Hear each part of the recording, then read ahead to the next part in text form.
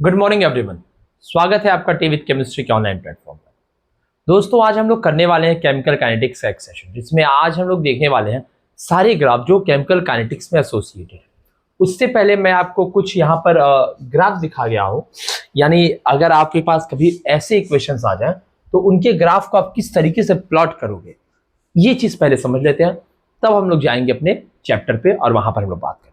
तो सबसे पहले जो हमें देखिए ग्राफ जो सबसे ज़्यादा हमें देखने को मिलता है काइनेटिक्स में, वो बेसिकली हमारे स्ट्रेट लाइन के ही ग्राफ होते हैं। तो पहला जो आपको यहाँ ग्राफ दिख रहा है दैट इज y बराबर x। ठीक है, तो आइए इस ग्राफ को प्लॉट करते हैं। तो आइए मैं यहाँ पर मैं स्टिमुलेशन लेके आया हूँ, तो चलिए स्टिमुलेशन से हम क्या करते हैं, ग्राफ को प्लॉट करते हैं। तो हमारा जो पहला ग्राफ है दैट इज y बराबर x का ग्राफ। तो आइए इसको प्लॉट करते हैं। y this is y equals to x का प्लॉट। तो y इक्वल टू x का प्लॉट आप यहाँ देख सकते हैं। आइए, तो अगर आप यहाँ पर y इक्वल टू x का प्लॉट देखोगे तो ये रहा हमारा ओरिजिन। देखो इस ओरिजिन से जो हमारा ग्राफ है वो क्या है, स्ट्रेट लाइन है। देखो क्या है, ग्राफ कैसा है, स्ट्रेट लाइन है। ठीक है, देख सकते हो ना ग्राफ कैसा आ रहा है, यानी y बराबर x का जो ग्राफ होता है वो स्ट्रेट लाइन होता है। और x है मतलब ग्राफ कहाँ से पास हो रहा है, y इक्वल टू x है मतलब ग्राफ कहाँ से पास हो रहा है, ओरिजिन से ग्राफ पास हो रहा है। ठीक है, यही अगर इसकी जगह y इक्वल टू यहाँ पर अगर x की जगह लेट से यहाँ पर अगर हमने m ले लिया होता, लेट से यहाँ पर अगर हमने m ले लिया होता mx एंड यहाँ पर प्लस हमने कोई इंटरसेप्ट c लिया होता, इस समय जो ग्राफ है ये चेंज हो जाता। यहाँ पर अगर मैं वैल्यू रखूँ, यहाँ पर अगर मैं वैल्यू रखूँ, यहाँ पे अगर मैं वैल्यू रखूँ m की जगह, ओहो y इज इक्वल टू अगर मैं वैल्यू रखूँ दैट इज 3x प्लस 5, तो लेट से अब ये जो ग्राफ होता है आपका, ये ग्राफ कुछ इस तरीके का दिखाई देता। यानी अभी भी ये ग्राफ तो स्ट्रेट लाइन ही जा रहा है, लेकिन अब हमें यहाँ पर एक इंटरसेप्ट मिल रहा है।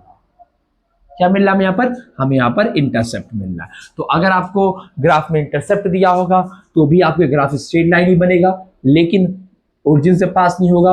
और अगर हम y बराबर x का ग्राफ बनाएंगे तो ग्राफ हमारा ओरिजिन से पास होगा। क्लियर हो गया पहला ग्राफ। आइए, ये यहाँ पर ये माइनस भी हो सकता था, जैसे ये 3 था।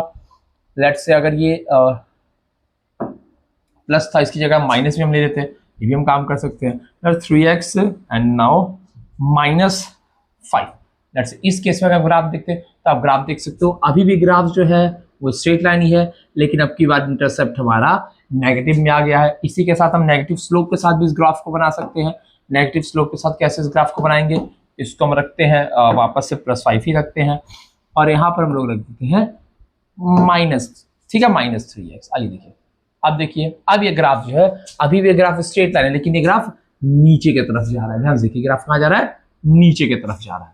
कोई दिक्कत इसमें, मेरे ख्याल से कोई दिक्कत नहीं होगी। देखिए क्वाड्रेंट ध्यान से देखिएगा, ये हमारा पहला क्वाड्रेंट है और एक ग्राफ नीचे की तरफ जा रहा है। हालांकि यहाँ वैल्यू थोड़ी ज़्यादा छोटी हो गई है, तो इसको क्या करता, अगर इसको अगर मैं 20 ले लूँ, इसको मैं 20 ले लेता हूँ, तो ये ग्राफ जो है, और इसको मैं ले लेता हूँ अपना, कहाँ गया, ओहो चलिए कोई बात नहीं, आप समझ गए होंगे। यहाँ पर भी कीबोर्ड नहीं खुल रहा है, कोई बात नहीं, उसको छोड़िए। पर इसको आप देख सकते हैं कि ग्राफ कब और कैसे बनने वाला है। इस सब पहले केस में y इक्वल टू x के केस में कैसा बन रहा था, स्ट्रेट लाइन। ठीक है, ओरिजिन से भी पास कर सकता है, ओरिजिन से नहीं भी पास कर सकता है, स्लोप पॉजिटिव भी हो सकती है और स्लोप नेगेटिव भी हो सकती है। ठीक है, तो इसको अगर ध्यान से देखेंगे तो इक्वेशन ऑफ स्ट्रेट लाइन क्या है, y बराबर mx प्लस c है आपका इंटरसेप्ट। ठीक है, c आपका क्या इंटरसेप्ट है, m क्या है, m आपका स्लोप। क्लियर हो गया, चलिए बहुत अच्छी बात है। दूसरा जो हमारा ग्राफ है वो y is equal to x square के बराबर बनता है। तो आइए इस ग्राफ को भी देखते हैं, इस ग्राफ को भी देखते हैं। y is equal to x square. ठीक है, तो ये ग्राफ देखिए, ये ग्राफ आपका कुछ इस तरीके से बन रहा है। दिख रहा है आपको ग्राफ, ये दिख रहा है, पहला क्वाड्रेंट और ये दूसरा क्वाड्रेंट है, और ये ग्राफ आपको कुछ इस तरीके का दिखाई दे रहा है। क्या कोई दिक्कत है इसमें, y equal to x square का ग्राफ कुछ इस तरीके का होता है, और इसको हम लोग बोलते हैं बच्चों, इसको बोलते हैं पैराबोला। यानी y बराबर x का ग्राफ आपका स्ट्रेट लाइन हो गया, y बराबर एक्स स्क्वायर का ग्राफ आपका पैराबोला हो गया, और पैराबोला ये बना हट गया। पैराबोला जो है y equal to x square, ये आपका पैराबोला यहाँ बना हुआ है।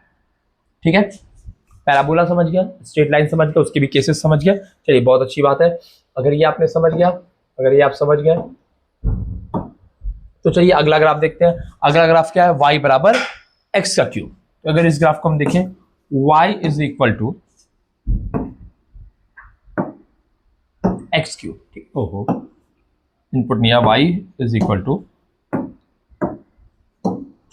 X cube. ये ग्राफ देखिए आपको कैसा दिख रहा है, ये ग्राफ आप देखिए आपको कैसा दिखाई दे रहा है, ये ग्राफ आपको एस शेप का दिखाई दे रहा है, इस शेप का, इसको बोलते हैं एस शेप, ठीक है। तो अगर y बराबर एक्स क्यूब का ग्राफ आप देखेंगे तो आपको कुछ इस तरीके का दिखाई देगा। ये कैसा शेप है, ये है आपका एस शेप, ठीक है।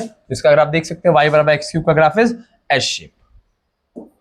अगला ग्राफ अगर हम देखें, that is y equals to modulus of x, y equals to modulus of x का ग्राफ देखना है, y is equal to modulus of x का अगर हम ग्राफ देखेंगे तो ये ग्राफ आपको v शेप का दिखाई देगा। देखिए ये ग्राफ आपको कैसा दिखाई देगा, v शेप का ग्राफ दिखाई देगा। और ध्यान से इस बात को देखिएगा, ये नेगेटिव में नहीं है, ये ग्राफ आपका पॉजिटिव में है, ठीक है ना, ये आपके पॉजिटिव हिस्से में ग्राफ है। ये y बराबर मॉड ऑफ x, क्लियर है। तो ये कैसा ग्राफ है, this is a V shaped graph, clear हो गया। आइए, यानी हमें ये भी समझ में आ गया कि y बराबर मॉड्यूलस ऑफ x या फिर मॉड ऑफ x अगर हम लेंगे तो that will be a V shape graph. अगला ग्राफ हमारा है y बराबर 1/x का ग्राफ। इस ग्राफ को भी देख लेते हैं। आइए, y is equal to 1 divide by x, ठीक है। तो आपको ये ग्राफ दिख रहा है, आपको ये ग्राफ दिख रहा है, ये ग्राफ है y equal to 1/x and this is a hyperbola graph. देख सकते हैं इस क्वाड्रेंट पे ग्राफ ऐसे जा रहा है, इस क्वाड्रेंट पे ग्राफ ऐसे जा रहा है, ये ग्राफ ऐसे है और ये ग्राफ ऐसे है। देखिए हम, चूंकि हम लोग मैथ के स्टूडेंट्स नहीं है, हम यहाँ पे केमिस्ट्री पढ़ रहे हैं, तो हमें सिर्फ इनके शेप्स भी याद होंगे तो भी हमारा काम हो जाएगा, हमें और किसी चीज की नीड नहीं है, ठीक है।